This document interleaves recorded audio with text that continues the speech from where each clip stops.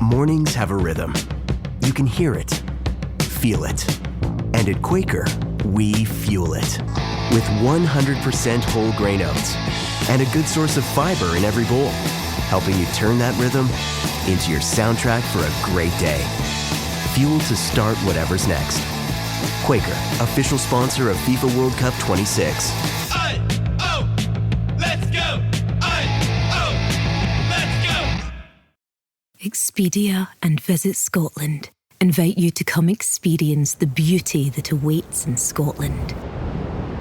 The sweep of wild coastlines, quiet lochs, and untamed landscapes. Fresh cuisine that feels rooted in the land. Come experience the kind of stillness that stays with you long after you leave. Plan your Scottish escape today at expedia.com/Visit Scotland.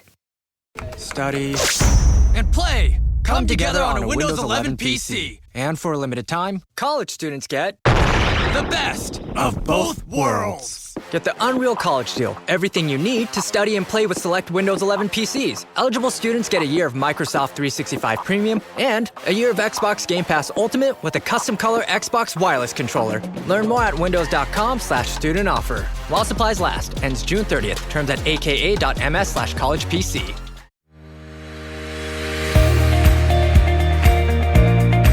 Hey, I'm JJ Virgin, PhD dropout, sorry mom, turned 4-time New York Times bestselling author. As a certified nutrition specialist, fitness Hall of Famer, and globally recognized leader in health, I'm driven to keep asking the tough questions and use my podcast to simplify the science of health into actionable strategies that help you thrive. Want an ad-free experience? You can now subscribe to my exclusive VIP podcast at subscribetojj.com for just $4.99 a month or $49.99 a year. It's like your daily latte, but better for your health. I'd also love to hear your thoughts on the show, and here's the fun part. When you send me your review, I'll reply to you using my on-demand virtual me. That's right, my team and I created a virtual JJ packed with my books, speeches, and wisdom so I can personally connect with you. Here's how you do it. Subscribe and leave an honest review of the podcast. Take a screenshot of your review. Text it to 813-565-2627. That's 813-565-2627.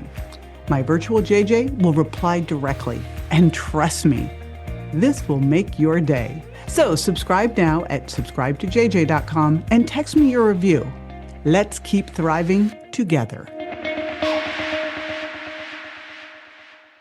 You know you should be eating more protein, but between the math, the meal prep, and that chicken breast staring at you again, it can start to feel like a full-time job. But here's the thing.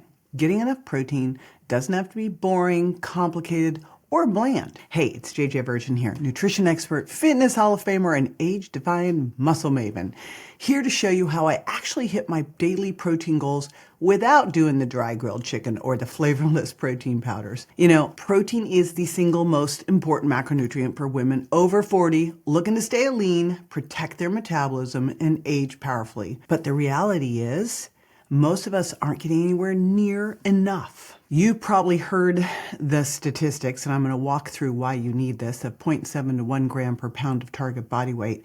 Reality is most women are getting somewhere in the 40 to 60 grams a day range. Wow. So today, I'm going to pull back the curtain on my protein strategy, how much I eat in a day, my go-to sources, things that I actually love and look forward to, and the daily habits that make it super easy to do this and also totally delicious. So let's dive in first as to why protein matters, especially if you're listening to this at 40 or over. So protein is our function macronutrient. It helps prevent muscle loss, it supports your metabolism, it balances blood sugar, and it helps keep you fuller longer, which means better satiety, less cravings, better energy, and easier fat loss. And here's what's important. Protein, of the 3 macronutrients, has the highest thermic effect. So protein you use about 25% of the protein in the digestion and assimilation of protein. Contrast that with about 5 to 10% of carbs or pretty much almost nothing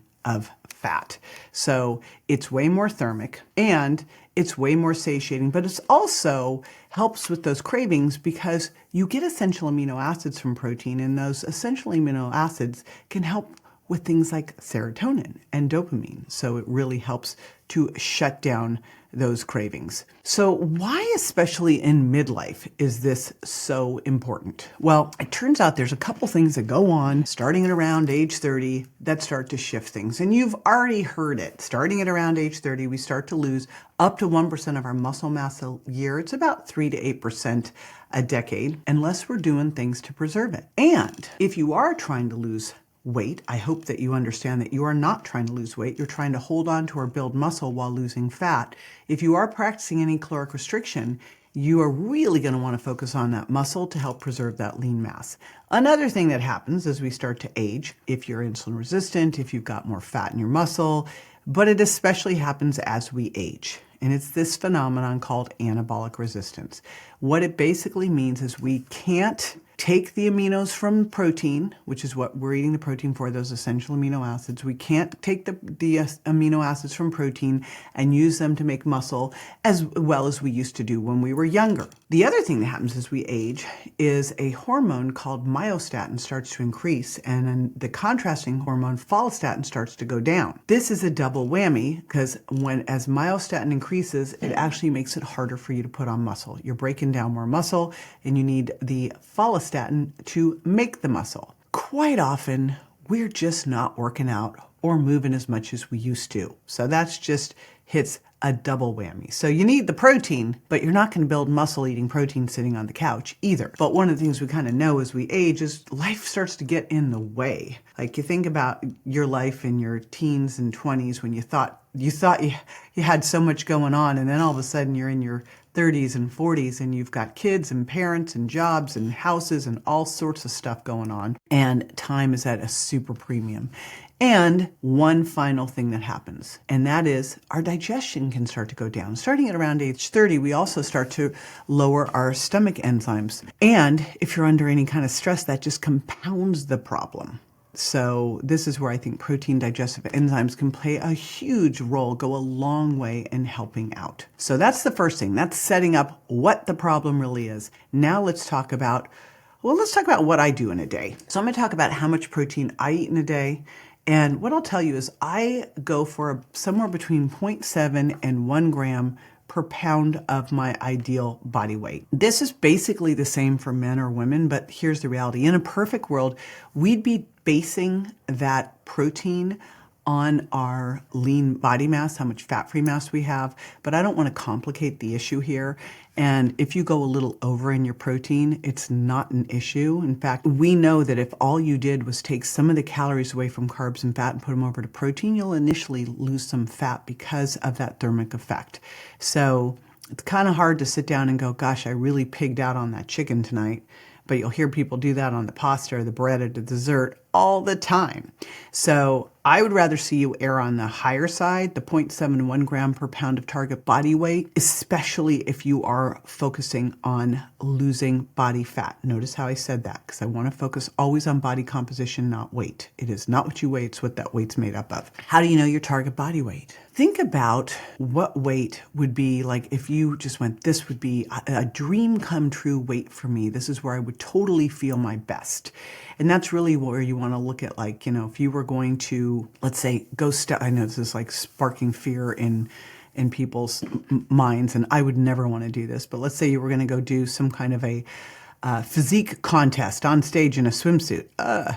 But what weight would you think you'd need to be there? That's the weight. It's the weight where you're at an ideal body fat, a great body composition. That's the weight to aim for. All right. Now, there's been a lot of talk about when the best time to eat this protein is. So if we're saying 0.7 to 1 gram per pound of target body weight, okay, so when should you eat that? What's interesting is there's still this myth that pervades out on the internet that you can only digest whatever it is, X amount. I actually had someone DM me and say, I heard you could only digest 27 grams of protein at a meal. I'm like, really? 27? It turns out, you can digest it all. It's just, where is it going to go? Is it going to be stored in your muscles? Is it going to be used to make hair, skin, and nails? Is it going to be turned over and turned into glucose to be used as fuel? What's the fate of it? What a recent study showed that kind of blew up the whole protein research world, and it was by a really top-notch researcher, Dr. Luc Van Loon. He showed that you could take 100 grams of protein and it would be utilized. What we know is you can eat a lot at once. However, the research still points to you're better off spreading it throughout the day with an optimal amount, especially what I would call your bumper meals. The first meal of the day when you break your fast, and that last meal of the day before, a couple hours before bed. Reason being is when you break your fast, you want to have enough protein to trigger muscle protein synthesis. This is a shout out to Dr. Donald Layman, who really pioneered this work, showing that you need enough protein to get enough leucine to trigger muscle protein synthesis. And probably this goes up as we age because of that anabolic resistance. So where they say 30 grams, likely for us, it's probably more like 40 grams. And so I go for 40 grams of protein at my breakfast, and I like breakfast. I tried the intermittent fasting thing, eating later. That did not work for me. You got to find what works for you. The most important thing is to get in enough protein overall throughout the day. But I do 40 grams at least in breakfast and dinner. That's where I always go. And generally, I do a little bit more than that, especially at dinner. But again, I call those the bumper meals, and I want you to think about really prioritizing those. I do have a little bit of a hack if that isn't something that you're able to do. And this happens to me sometimes when I'm traveling, and I'll tell you, either I'm going to go work out first thing in the morning and I can't eat, and some people do great with the fasted workout, and I don't tend to feel great.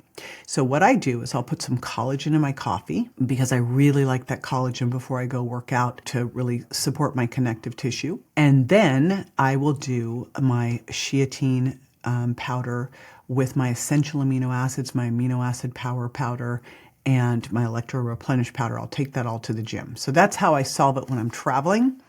Or let's say I go have breakfast when I'm traveling and there really isn't anything but, say, some scrambled eggs. And you might think, oh, that's high protein, it's eggs. But the reality is an egg has, depending on the size of an egg, 6 to 8 grams of protein. And so when you're eating scrambled eggs, you're not going to get a lot of protein before you overload probably the amount of calories that you want to consume at that meal. And so what I will do with that is I'll have my serving of scrambled eggs, and then I'll also have some essential aminos just to make sure I've got what I need on board. So that's a little way that I can kind of cheat it through. Let me talk about some of my favorite protein sources. I will tell you, I have been a vegan, I've been a vegetarian, I've been paleo, so I've done all, right? I started studying nutrition literally when I was 12.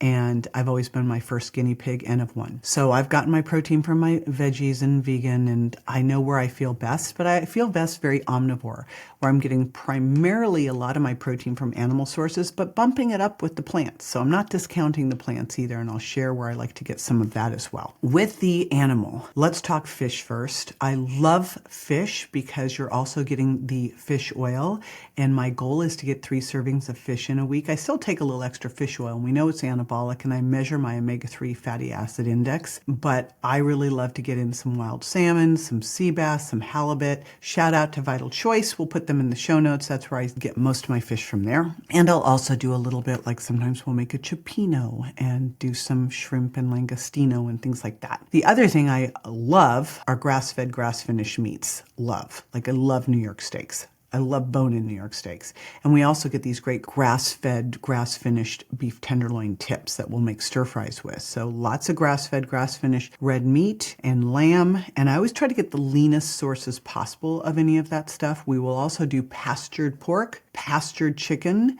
and I really like pastured chicken thighs. Shout out to pastured chicken thighs in the air fryer with pluck seasoning. It is like the greatest thing ever, honestly. It's so delicious. So those are some of my favorites. What we do is we make those for dinner and then we make extras so we have it for lunch the next day. So it's super easy to do this. The other things that I will do are pastured egg and egg white combos. So I'll do 2 eggs and then another 6 egg whites. And I just buy the boxes of the cage-free egg whites, and I'll do 6. It's basically, I think, 6 tablespoons of that. And I will also do Greek-style yogurt. I do the non-fat plain, and I do low-fat cottage cheese organic. So I will do those two. I found a really good, clean Greek yogurt called Chore, I think it is. So find some great ones if you can find the clean dairy. Awesome. But I try to eat a little bit of fermented food now that I can eat dairy again. For a while there, I was intolerant to it, healed my gut. Then I will also use my protein powders, and I have a pea-based one and a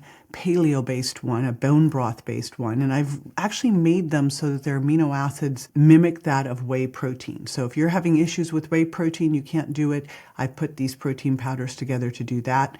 If you can't do dairy, then I got you covered. So I like to use protein powders for all sorts of different things, desserts, etc., and I might stir them into a yogurt or just do a smoothie on its own. So those are all of my options. Now, the pea-based protein powder obviously is a great plant-based option. I like to do a mix of animal-based protein plus plant-based protein. My very favorite plant-based protein of all are lentils. I love them. I think they're amazing. Plus you're getting all that great fiber, so they're feeding your microbiome. So lentils and legumes, fantastic.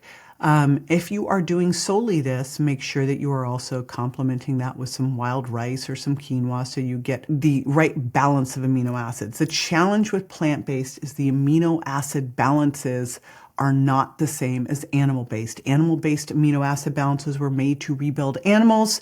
Plants were made to rebuild plants. We are not plants, but we can put them together to get there. And so you can put your lentils or legumes with some wild rice and some quinoa, and you can throw some hemp seeds or flax seeds or chia and be set. As far as soy goes, I'm really reevaluating soy. In the virgin diet, I pulled out the top most likely food intolerance foods. And really it was gluten creates the problem. So does fructose quite often, a lot of these artificial sweeteners. But then dairy, eggs, corn, soy, peanuts. Here's the issue. Soy in our world here in the US, soy, gluten, and corn, very genetically modified. Glyphosate use. So if you can find organic soy fermented and you don't have a thyroid issue, I think soy can be something you can rotate into your diet. Fermented, organic, right? Plant-based options, again, I love to do an omnivore diet where I use plants to amplify my protein and to get that fiber in as well. And so think about it. Like this was actually my lunch today was a cauliflower pilaf I made with mushrooms, lentils, cauliflower, and then I had some of that chicken thigh with the pluck seasoning. So you can make some amazing things and kind of pull it all together as a great omnivore plan. Of course, convenience-wise, I love me some protein powders. And I also use collagen. I mentioned I use it before I go to the gym, but don't think of collagen, even though it's protein and it's the most abundant protein in the body, it's not a complete protein. And so don't think of that as your protein source because think of that as your source for collagen in your body. And so I love to use it, especially before going to the gym. I do about 10 grams. I think it's something really good for our joints, for our connective tissue, for our hair, skin, and nails. But I don't think of it as like, oh, I'm getting my protein in here. Another thing I do for convenience, I love the clean beef sticks, and my favorite ones are the Primal Valley beef sticks. We'll put a link to those, and protein bars. So I've always carried protein bars. Now we're in the process of reformulating them.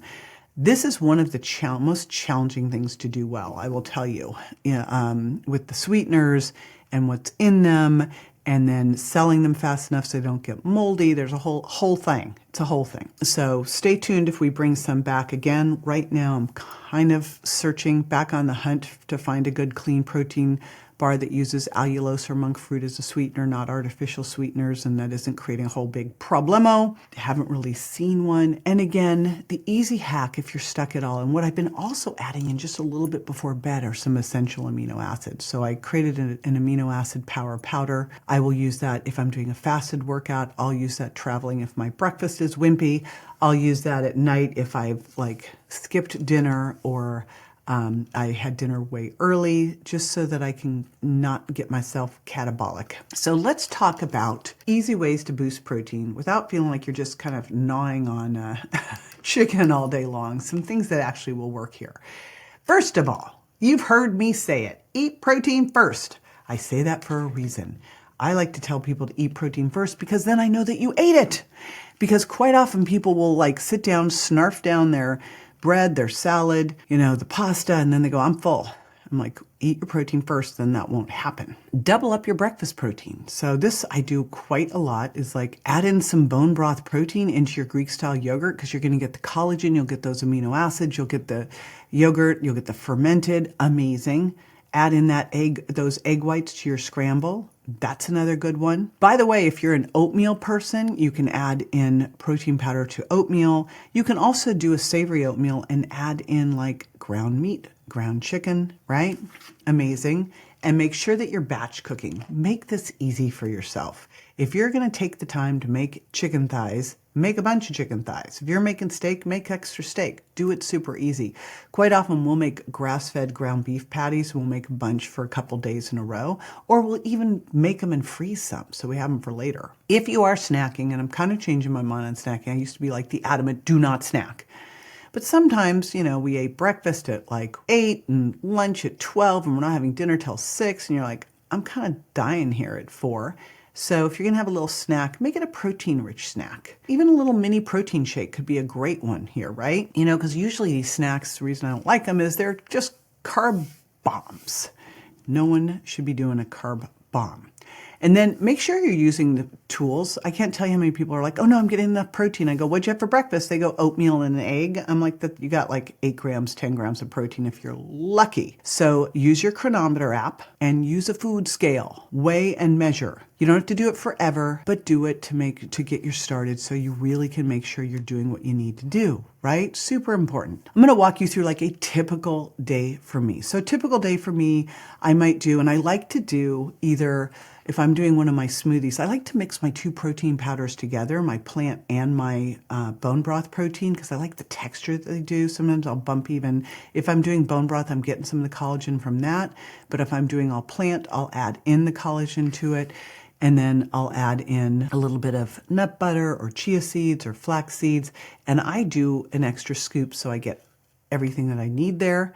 And then, of course, when I go to the gym, my essential amino acids are in my water bottle. That's probably overkill, let's be honest, but I'd rather have a little overkill than underkill. Lunch, one of my favorite lunches is to do, I love arugula with a little olive oil and red wine vinegar or lemon, and salmon, wild salmon, and some lentils. And again, there you go with the plant protein and the animal protein, and adding some digestive enzymes. I don't take digestive enzymes with shakes. You don't need it. But if you're doing animal protein, I think it's super duper helpful. If I'm going to do a snack for a typical day for me would be like either one. I still have some of my leftover protein bars or a little Greek yogurt with some chia or berries. I do a lot of berries, so that would be where that fit in. Typical dinner for me, grass-fed, grass-finished New York steak, and then I'll do some like roasted Brussels, and I'll do some sautéed mushrooms and onions. I tend to do a lot of vegetables at night, not a lot of carbs. I do those more around during the day at lunch, especially after the gyms when I hit some berries, and again, some protein digestive enzymes for the win. All right, let's do a couple takeaways to make sure you really got this message dialed in. Protein. It is the most important macronutrient for aging strong. And, if you're doing protein from plants and animals, you're going to also get some healthy fats, and you're going to get some fiber and some phytonutrients. You'll get it all. So make sure you're eating protein first and focus on the top quality sources. Remember, you are what you eat, and you are what you eat. 8. This really doesn't have to be hard. You just have to pay attention to it. You have to focus on it, right? To make it easy, I have my Eat Protein First 7-Day Challenge, and the link will be in the description so you can grab that. And what I'd love to hear from you is like, what's your go-to protein meal? What's your fave? Because maybe I can learn something over from you too. Make sure you subscribe. Always love any comments. And especially if you got a friend who's still hitting the avocado toast for breakfast or the muffin, do them a favor and share this with them. All right. Thanks so much.